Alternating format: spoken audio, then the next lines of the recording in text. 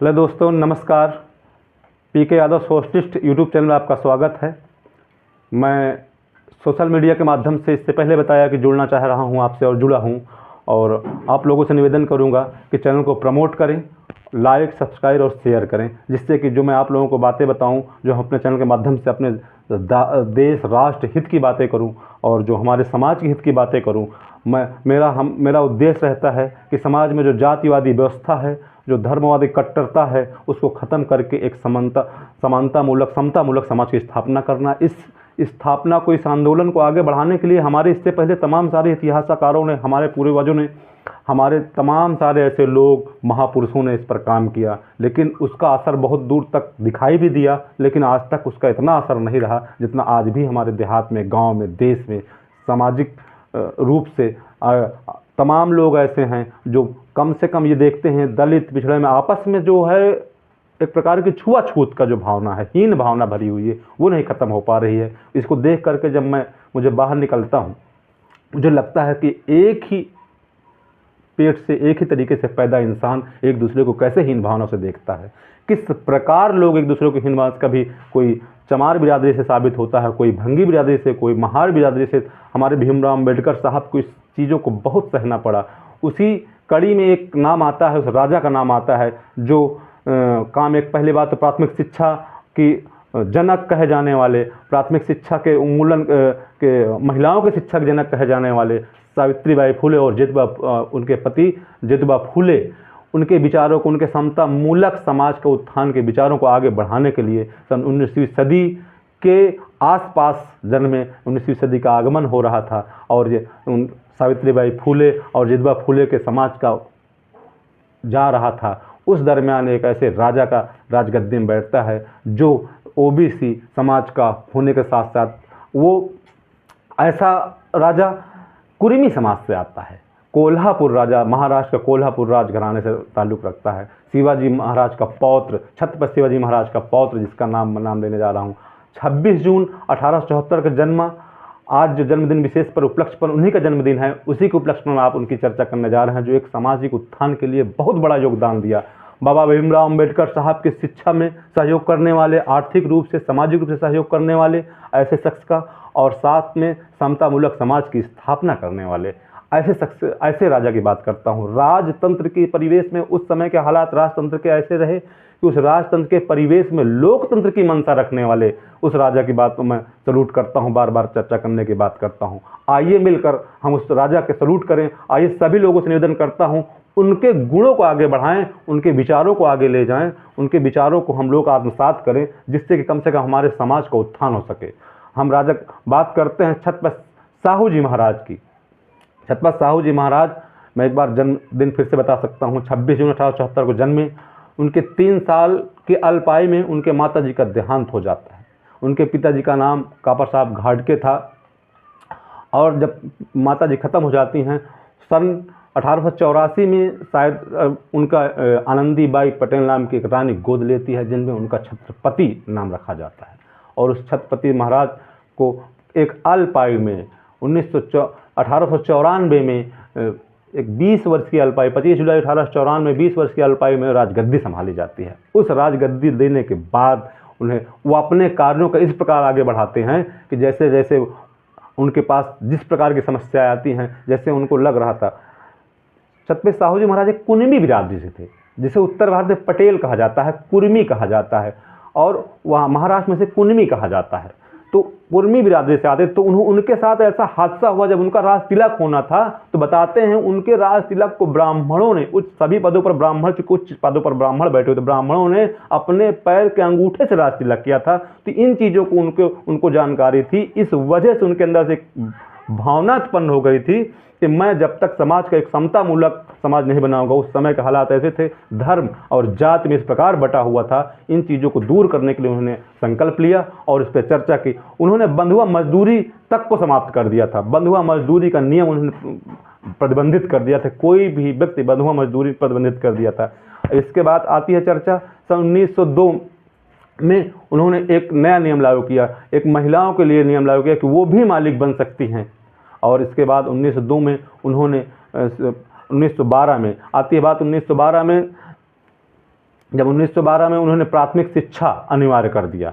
प्राथमिक शिक्षा अनिवार्य आए उस समय जहाँ पर दलित पिछड़े जिन्हें अछूत माना जाता था, उन अछूत मानने की वजह से उनके अंदर एक तीस भरी रहती थी कि बताइए एक विशेष प्रकार के लोगों का पूरे पदों पर अधिपत्य है। एक मुझे वाकया याद आता है, उस वाकया में उन्होंने जब अपने यहाँ काउंटिंग कराई तो 71 पदों में 60 लोग ब्राह्मण पद से थे। प्रशासनिक पदों की जब गणना कराई तो 71 पदों में 60 लोग ब्राह्मण थे। और उन्होंने कहा ऐसा क्यों? जब उन्होंने देखा, जब गणना कराई आसपास क्षेत्रों में तो उनकी संख्या कम, ओबीसी दलित पिछड़ों की संख्या ज़्यादा, और फिर भी प्रशासनिक अधिक पदों पर उनके लोग ज़्यादा ब्राह्मण बैठे हुए थे। उन्होंने तुरंत इसका अनुपातिक बात किया और धीरे धीरे करके उन्होंने उन 71 पदों में 35 से 40 लोग ओबीसी और एससी समाज के भर दिए। और एक बार एक वाकया और है, दिलचस्प वाकया है, बताता हूँ। एक बार उनके राज्य में एक कामले जी थे, गंगाराम कामले जी, वो धोखे से एक प्रोग्राम में किसी खाने का आइटम को छू लेते हैं, जिससे ब्राह्मण लोगों ने उनका बहुत तिरस्कार किया, भगा दिया, तालाब के पानी पीने के नाम पर ही उनके भगा दिया। इसके बाद उनको लगा, फिर उस ब्राह्मण समाज को दंडित किया और हड़काया। इसके बाद उन्होंने अपने जेब से आर्थिक सहायता कर करके उस शहर में बीच चौराहे पर चाय और पानी की दुकान खुलवाते हैं। उस चाय पानी की दुकान के उद्घाटन में स्वयं जाते हैं और कहते हैं और उससे पूछते हैं कामले जी से कि क्या आपने अपने नाम और जाति का बोर्ड नहीं लगवाया?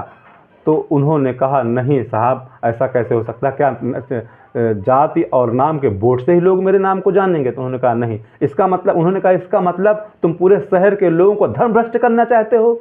और उसके दलित समाज के हाथ से चाय पी करके उन्होंने ये संदेश दिया कि दलित पिछड़ा सभी समान है, एक समान है, क्योंकि उस जिसे लोग ईश्वर का दर्जा देते हैं, इस माँ से पैदा हुए महिलाओं को बराबरी का दर्जा उन्होंने दिया।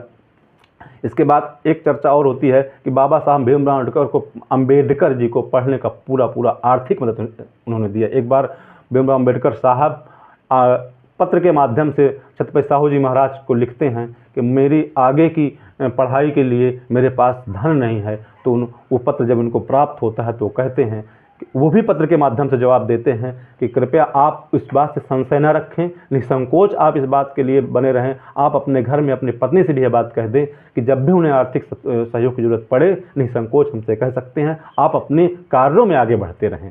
उन्होंने एक मंच में, एक नासिक में एक सभा होती है, उस सभा में भाग लेते हैं। उस सभा में ये बात घोषित करते हैं कि दलित पिछड़े लोगों को एक मसीहा के रूप में एक नेता मिलने वाला है, जिसका नाम है डॉक्टर भीमराव अम्बेडकर। उन्होंने घोषणा की। और ऐसे व्यक्ति 1917 में प्राथमिक शिक्षा अनिवार्य कर तो दिया था, लेकिन निःशुल्क भी कर दिया। और यहाँ तक उन्होंने 1920 में भी तमाम सारे काम किए। अल्पायु में उन्होंने देश और समाज के लिए इतने बड़े बड़े काम किए, स्कूल, कॉलेज। एक उन्होंने हॉस्टल भी बनवाया जिसमें दलित पिछड़े आदिवासी लोगों को रहने के लिए, पढ़ने के लिए जगह बनवाई, जिसका नाम द प्रिंस हॉस्टल के नाम से बनवाया। मैं जितनी चीज़ें बताया आपको, कृपया हम लोग पिछड़े समाज के लोग हैं, कृपया हम अपने इतिहास को जानें। हमारे इतिहास में किन किन लोगों ने हमें सहयोग किया, क्योंकि हमें हमारे इतिहास से दूर रखा गया है। हमें एक कहावत है, बाबा भीमराव अम्बेडकर साहब ने कहा है, जो व्यक्ति अपने इतिहास नहीं जानता है कभी सामाजिक उत्थान नहीं कर सकता है, अपने समाज को कभी आगे नहीं ले जा सकता है। तो मैं दलित पिछड़े लोगों से निवेदन करूंगा कि अपने समाज के इतिहास को जानें और पढ़ें, रीड करें। इस 21वीं सदी में बाबा भीमराव अम्बेडकर को जितना हम मान सम्मान मिला, या हमारे इस राजा को मान सम्मान नहीं मिला। क्यों? क्योंकि छत्रपति साहू जी महाराज के हालांकि बहुत सारे स्कूल कॉलेज इनके नाम से बने हुए हैं, लेकिन फिर भी इनके इतिहास के बारे में लोगों ने नहीं पढ़ा। हम उस समाज के लोगों ने इनके बारे में नहीं रीड किया। इस किसी सदी में इनको दर्जा नहीं मिला जो मिलना चाहिए था। मैं आज नमन करता हूँ ऐसे राजा को जो उस राजतंत्र के टाइम में इन्होंने लोकतंत्र की मंशा रखी थी। तो मैं निवेदन करूँगा सभी लोगों से कि ऐसे लोग जो दलित समाज से आते हैं, पिछड़े, आदिवासी, सभी लोग अपना इतिहास जानें और इतिहास के पन्नों को उठाएं, पढ़ें। चूँकि हमारा इतिहास समाज से गायब किया गया, चूँकि सबसे अधिक संख्या में हम लोग हैं इस देश में, हम लोग सत्ता हासिल करने वाले हैं, फिर भी हम लोग अपना इतिहास नहीं जानते हैं। और सबसे मैं शिक्षित समाज, ओबीसी के शिक्षित समाज के लोगों से निवेदन करूंगा, आदिवासी समाज से निवेदन करूंगा, दलित समाज से निवेदन करूंगा कि आप लोग अपना इतिहास जान के शिक्षित लोग आगे बढ़े, इस उन्मूलन में साथ दें। आज भी समाज में बहुत सारे छुआछूत, धार्मिक कट्टरता हावी है। उस कट्टरता को खत्म करने की बात करें, शिक्षा की बात करें और शिक्षा अनिवार्य कर दें। मैं शिक्षित बुजुर्गों से निवेदन करूंगा कि आने वाली पीढ़ी की बात करें और जो वर्तमान में अपने बच्चों को शिक्षा देना चाहते हैं, जैसे साहू जी महाराज ने एक उन्मूलन चलाया, प्राथमिक शिक्षा अनिवार्य कर दी थी। तो मैं उसी क्रम में कहना चाहता हूं सभी अभिभावकों से, सभी निवेदन करना, पेरेंट्स से या सभी लोगों से निवेदन करना चाहता हूं कि आप लोग अपने बच्चे के भविष्य के लेकर चिंतित रहें और उन्हें शिक्षा में मजबूत करें। जब शिक्षा मजबूत होगी तो वो अपने इतिहास जानेगा और अपने बारे में पढ़ेगा, अपने पूर्वजों के बारे में पढ़ेगा, महापुरुषों के बारे में पढ़ेगा। और जब जानेगा कि उनके साथ किस प्रकार हीन भावना देखा गया है, हांडी बांधी गई है, उनको तालाब का पानी नहीं पीने दिया गया है, उनको उनके साथ किस प्रकार दुर्व्यवहार किया गया, तो कम से कम अपने आने वाली पीढ़ी को मजबूत तो करेगा। ये बात बाबा भीमराव अम्बेडकर साहब ने कई बार कहा। आपको आगे आने वाले वीडियो में बाबा भीमराव अम्बेडकर के बारे में बताऊंगा और अन्य महापुरुषों के बारे में बताऊंगा। आपको ज्योतिबा फुले, सावित्रीबाई फुले, पेरियार, ई रामा स्वामी, जगदेव प्रसाद कुशवाहा, तमाम सारी चीज़ें ऐसे महापुरुष रहे जिनके बारे में, महात्मा गांधी के बारे में, नेताजी सुभाष चंद्र बोस के बारे में या पंडित जवाहरलाल नेहरू के बारे में, सभी के बारे में चर्चा करेंगे। लेकिन निवेदन है कि कम से कम हम लोग इस बारे में चर्चा करें जिससे कि हमारे समाज का उत्थान हो। टाइम निकालें और साथ में चर्चा करें। जय हिंद, जय भारत, जय मूल निवासी। धन्यवाद।